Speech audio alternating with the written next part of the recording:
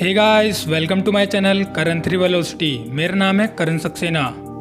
इस वीडियो में मैं रोड टू फ्लैश पॉइंट के पार्ट 2 को एक्सप्लेन करने वाला हूँ। अगर आपने इसका पहला पार्ट नहीं देखा तो पहले वो जाकर देख लो। पहला पार्ट का लिंक मैंने डिस्क्रिप्शन में दे रखा है। इस वीडियो में हम देखेंगे कि सेंट्रल सिटी में कुछ मर्डर्स हो रहे हैं और केस की इन्वेस्टिगेशन बैरी एलन कर रहा है, और एक दूसरे अर्थ का बैरी एलन इस अर्थ पर क्यों आया है। स्टोरी काफ़ी ज़्यादा अच्छी होने वाली है और इस कॉमिक की स्टोरी को मैंने शॉर्ट में एक्सप्लेन किया है। वीडियो अच्छी लगे तो वीडियो को लाइक कर देना, और भाई लोग मूड बन जाए तो चैनल को सब्सक्राइब कर देना। खैर, एक्सप्लेनेशन शुरू करते हैं। Road to flash point part 2। Part 2 शुरू होता है। हम पहुंचते हैं सेंट्रल सिटी में। यहाँ पर एक लाइटनिंग पोर्टल ओपन होता है जिसमें से एक सुपर स्पीड बाइक निकलती है, और इस बाइक को देखकर आसपास खड़े हुए सभी लोग चौंक जाते हैं। ये जो अनजान सुपर बाइक होती है ये सुपर स्पीड से चलती है। इसे चलाने वाला बंदा टाइम ट्रैवल कर सकता है और एक अर्थ से दूसरे अर्थ पर भी जा सकता है। और मैं अभी से ही आपको बता दूं कि ये बंदा अर्थ 2 का बैरी एलन है, और इसके पास फ्लैश की जैसी कोई भी पावर्स नहीं है। ये फ्लैश वाले सारे काम अपनी सुपर स्पीड बाइक की मदद से करता है। अर्थ 2 पर इसे हॉट परसूट के नाम से जाना जाता है, जैसे बैरी एलन को इस अर्थ पर फ्लैश के नाम से जाना जाता है। बैरी एलन 2 या हॉट परसूट से हमें पता चलता है कि इसकी बाइक का फ्यूल खत्म हो चुका है। इसका फ्यूल कोई नॉर्मल फ्यूल नहीं है। इसकी बाइक का फ्यूल स्पीड फोर्स की एनर्जी से बनता है। बैरी एलन 2 इस अर्थ के फ्लैश को ढूंढ रहा है, जिससे कि ये बंदा फ्लैश से थोड़ा सा फ्यूल ले सके, स्पीड फोर्स का फ्यूल। बैरी एलन 2 इस अर्थ पर क्या कर रहा है ये तो आगे ही पता चलेगा। खैर, वहीं दूसरी ओर सेंट्रल सिटी में एक बूढ़े आदमी की लाश मिलती है, जिसकी लाश देखने से पता चलता है कि ये कोई मर्डर केस नहीं है, क्योंकि बूढ़े लोग कभी भी मर सकते हैं। पर इस बूढ़े आदमी ने एक खींचने वाला सूट जरूर पहन रखा है। सेंट्रल सिटी की क्राइम लैब इस केस की इन्वेस्टिगेशन करती है, जिसमें David Singh crime lab department के डायरेक्टर हैं, और डायरेक्टर सिंह के अंडर बैरी एलन काम करता है। बैरी एलन एक फोरेंसिक साइंटिस्ट है। यहाँ बैरी एलन उस मरे हुए बूढ़े इंसान की इन्वेस्टिगेशन करता है, जिसमें वो देखता है कि ये बूढ़ा आदमी मरते समय नहीं रो रहा था, ना ही कोई चोट का निशान है, और ना ही कोई घाव, और ना ही कोई हार्ट अटैक, और ना ही कोई ट्रॉमा के साइन हैं। बैरी एलन को ये केस और भी ज़्यादा मिस्टीरियस लगने लगता है। ये सब ऑब्जर्व करने के बाद एक पुलिस डिटेक्टिव बैरी से कहता है शायद ये बुढ़ापे की वजह से मर गया होगा। पर होता यह है कि बैरी एलन को फिर भी लगता है कि इस बूढ़े आदमी का मर्डर हुआ है। इसके बाद बैरी एलन उस बूढ़े आदमी के फिंगरप्रिंट्स और डीएनए सैंपल्स ले लेता है, जिससे पता चल सके कि ये बूढ़ा आदमी है कौन। वहीं दूसरी ओर हम बैरी एलन की फैमिली को देखते हैं। बैरी एलन की पूरी फैमिली एक पिकनिक पर आई है सेंट्रल सिटी से बाहर एंजॉय करने के लिए, पर यहाँ पर बैरी एलन मिसिंग है, और पूरी फैमिली बैरी एलन को बहुत ज़्यादा मिस कर रही है, क्योंकि बैरी एलन हमेशा अपने काम को ज़्यादा इम्पोर्टेंस देता है।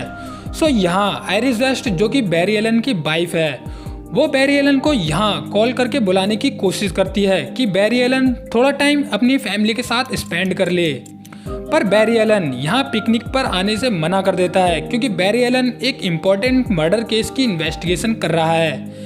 बैरी एलन आयरिस को कुछ केस की डिटेल्स बताता है कि मैं जिस केस पर काम कर रहा हूँ वो बहुत ज़्यादा मिस्टीरियस है। ये कुछ वैसा ही केस है जब मेरी मॉम को मार दिया गया था, और उसका इल्ज़ाम मेरे डैड पर लगा दिया गया था।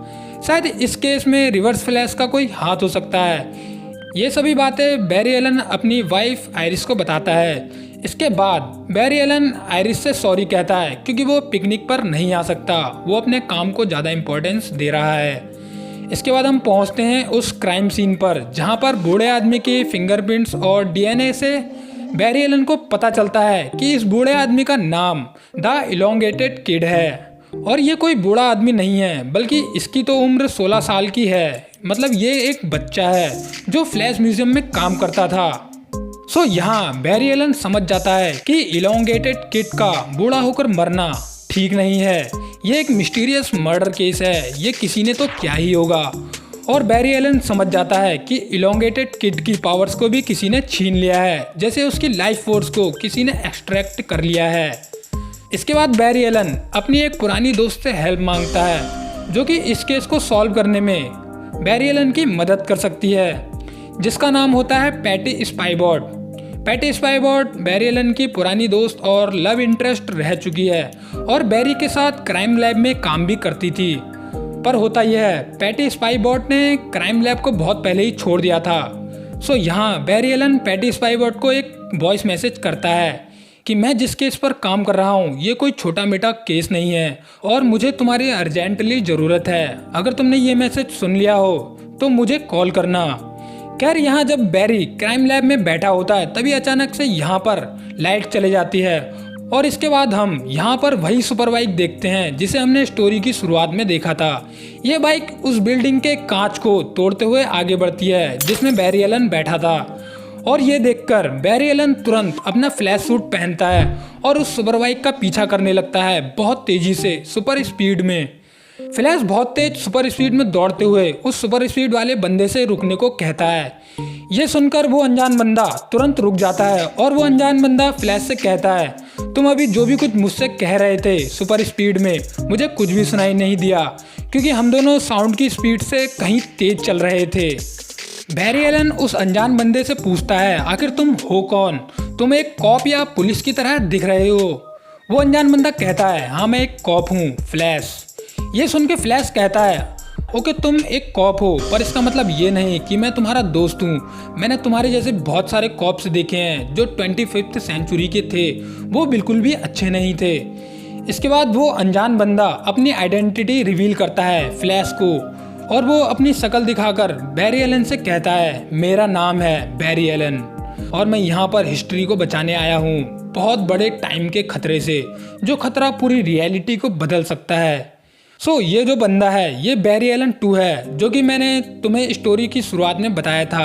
ये अर्थ 2 से बिलोंग करता है और इसे अर्थ 2 पर हॉट परसूट के नाम से जाना जाता है, जैसे हमारे अर्थ पर बैरी एलन को फ्लैश के नाम से जाना जाता है। और ये यहाँ पर टाइम में होने वाली गड़बड़ी को रोकने के लिए आया है जिसे टाइम एनोमली कहते हैं, जिससे पूरे मल्टीवर्स को खतरा हो सकता है, पूरी रियलिटी बदल सकती है। खैर बैरी एलन 2 खुद एक स्पीडस्टर नहीं है, वो स्पीडस्टर वाले सारे काम करने के लिए अपनी बाइक की मदद लेता है जो कि स्पीड फोर्स की एनर्जी से चलती है। यहाँ बैरी एलन 2 बैरी एलन को समझाता है कि पूरे मल्टीवर्स में 52 अर्थ पैरेलल में एग्जिस्ट करते हैं और अर्थ 1 इन सब में सबसे ज़्यादा इम्पॉर्टेंट है। अगर अर्थ 1 को कुछ खतरा होता है या अर्थ 1 के टाइमलाइन में कुछ गड़बड़ी होती है तो बाकी के सभी अर्थ अफेक्ट होंगे, जो कि पूरे मल्टीवर्स के लिए एक खतरा है और सभी अर्थ की रियलिटीज भी चेंज हो सकती हैं। सो जो हॉट परसूट है वो यहाँ पर अर्थ 1 पर एक ऐसे पर्सन को ढूंढ रहा है जो टाइमलाइन में गड़बड़ कर रहा है, इवेंट्स को चेंज कर रहा है। शायद वो रिवर्स फ्लैश भी हो सकता है।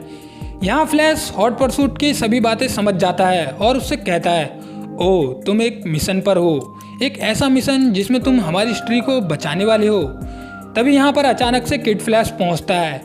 डीसी यूनिवर्स में किड फ्लैश का रियल नाम बार्ट एलन है और किड फ्लैश 31st सेंचुरी से बिलोंग करता है और फ्यूचर में बैरी एलन का बेटा है और इसके पास फ्लैश की जैसी पावर्स हैं और 31st सेंचुरी से 21st सेंचुरी में रह रहा है। सो किड फ्लैश बैरी को यहाँ पर अपनी पिकनिक के बारे में बताने आया है। वो बताने आया था कि पिकनिक पर सभी फैमिली मेम्बर्स तुम्हें मिस कर रहे हैं। इसके बाद यहाँ किड फ्लैश बैरी से ये भी कहता है, तुम्हें शायद इस दूसरे बैरी एलन पर भरोसा नहीं करना चाहिए। यहाँ पर बैरी एलन 2 को लगता है कि ये वॉली वेस्ट है, पर कुछ देर में उसे पता चल जाता है कि ये बच्चा बार्ट एलन है और 31st सेंचुरी से यहाँ पर आया है।